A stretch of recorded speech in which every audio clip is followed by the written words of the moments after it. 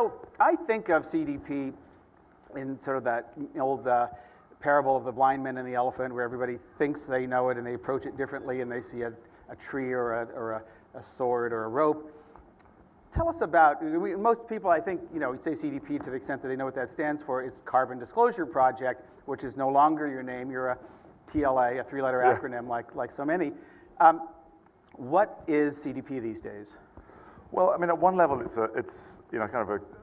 the boring level perhaps would be to describe it as a quasi-regulatory natural capital disclosure platform. Okay, that's blah, boring. blah, blah. So what's but what it really is a massive movement with, hundreds of investors, thousands of businesses, and tens of thousands of people, many of them in the room, all working on the basis that business is massively affected by the constraints of the planet and has a responsibility and the ability to address those constraints. Okay, now that sounds like the homepage. Okay. So let's drill down a couple of pages. So the thing that you're known for is I don't know the verb, asking, encouraging, pressing companies to provide disclosure on their carbon and now on water. But you seem to be going out into cities and forestry. What is the goal of what you do? And then we'll get into the scope of what you're actually doing. Well, I mean, our goal is to help transform the global economy so that it works within environmental limits.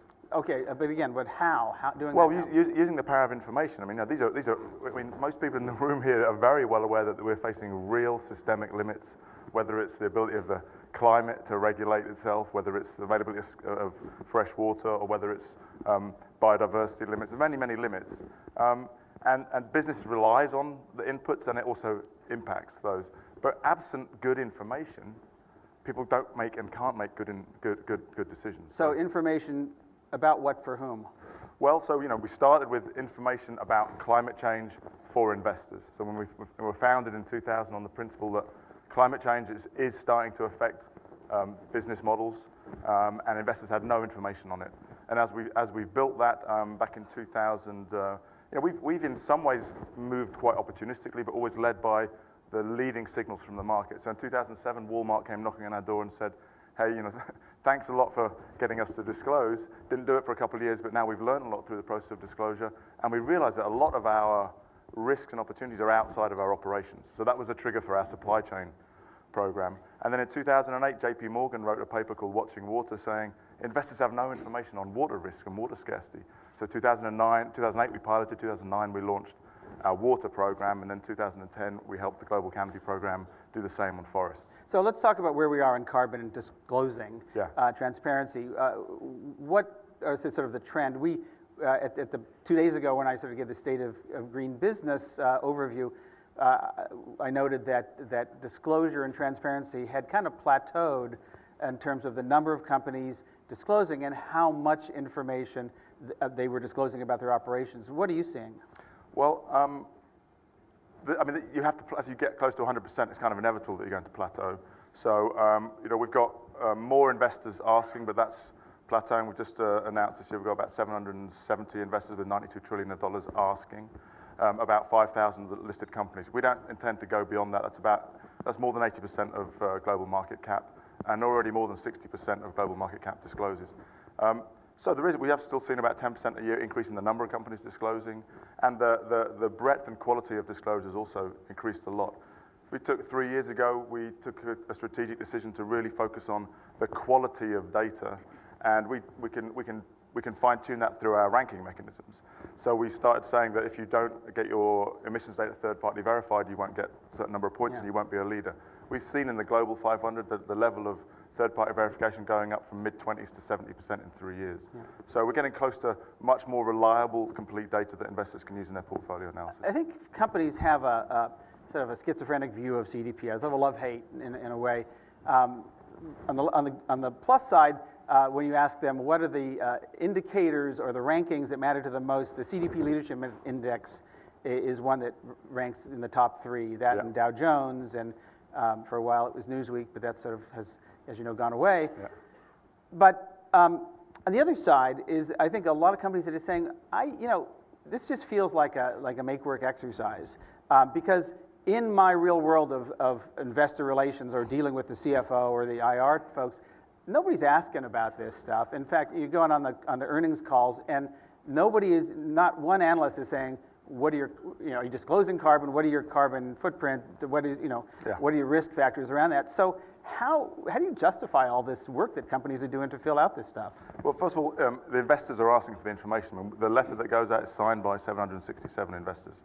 So it's the largest piece of activist investor engagement. And investors do use the data, but in different ways. Some of them see themselves as universal investors. So they're like, we need the systemic change to take place. If you talk to David Pitt-Watson of Hermes Asset Management, he would say that it's knowing that executives are going through that extra process of governance, which is what we want to see.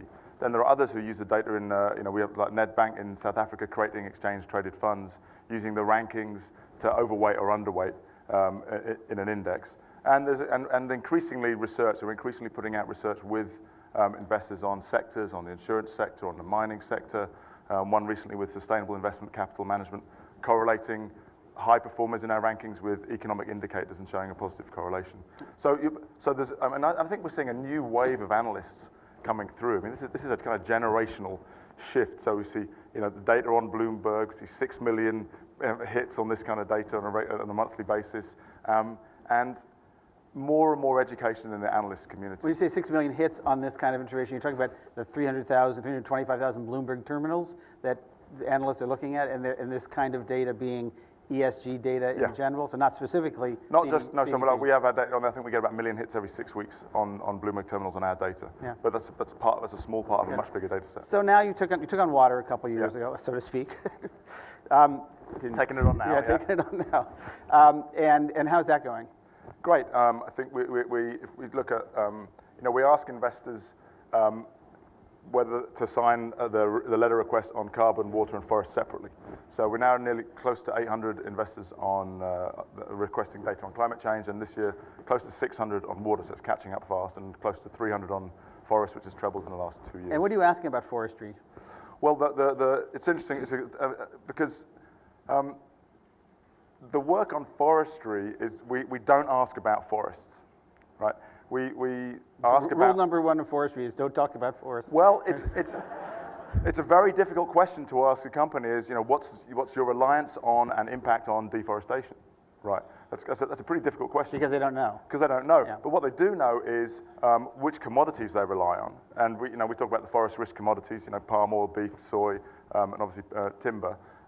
So as a lens through which to engage with business, we think this commodity lens is the most powerful lens for engaging with some of the issues around natural capital beyond climate and water. So forest is just or timber and wood and pulp is just the beginning of a commodity lens that you're now applying.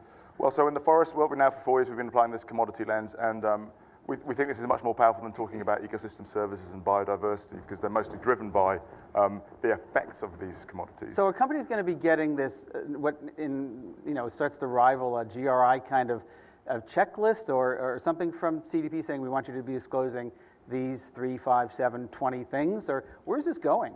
Well, I think we're limited to natural capital. So if you look at the great work that Trucost did for TEEB on the Natural Capital Coalition, climate, water, and forest accounts for about 79% of the natural capital at risk, so to speak. So we already cover that. So we're not going to chase the tail forever, but we are looking at maybe extending to some of the other soft commodities, some of the agricultural and marine commodities.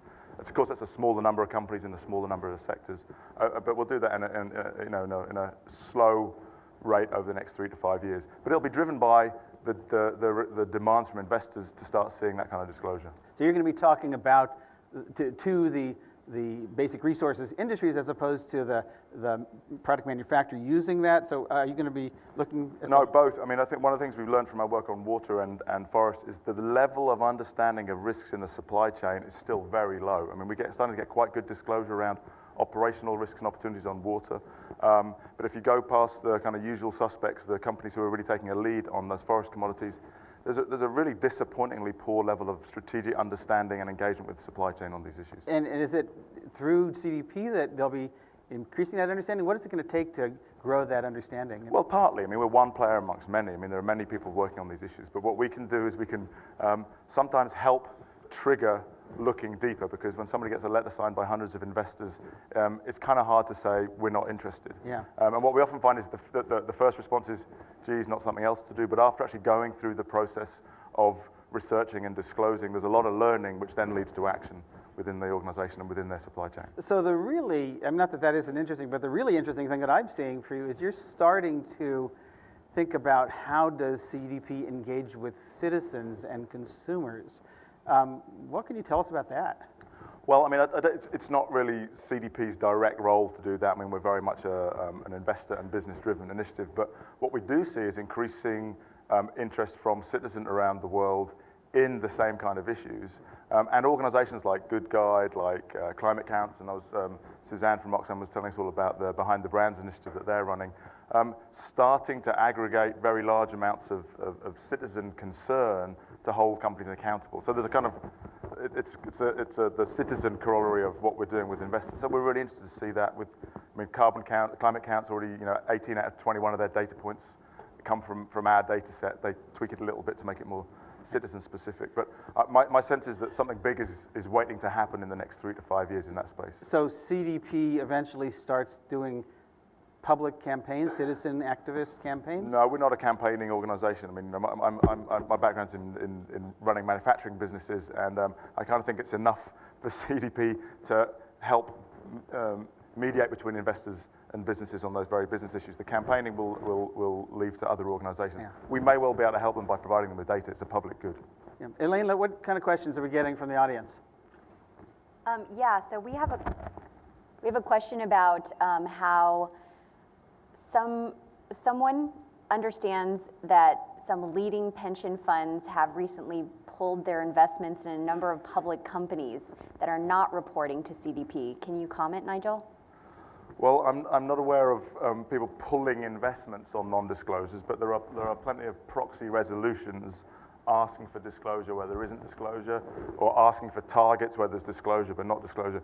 We have about 300 investors who are part of a program we call Carbon Action, and they're engaging with 300 very heavy emitters, saying we don't just want you to disclose, we want you to set ambitious targets, and we want to see evidence that you're investing on the left-hand side of the cost curve. There's no fiduciary arguments against that.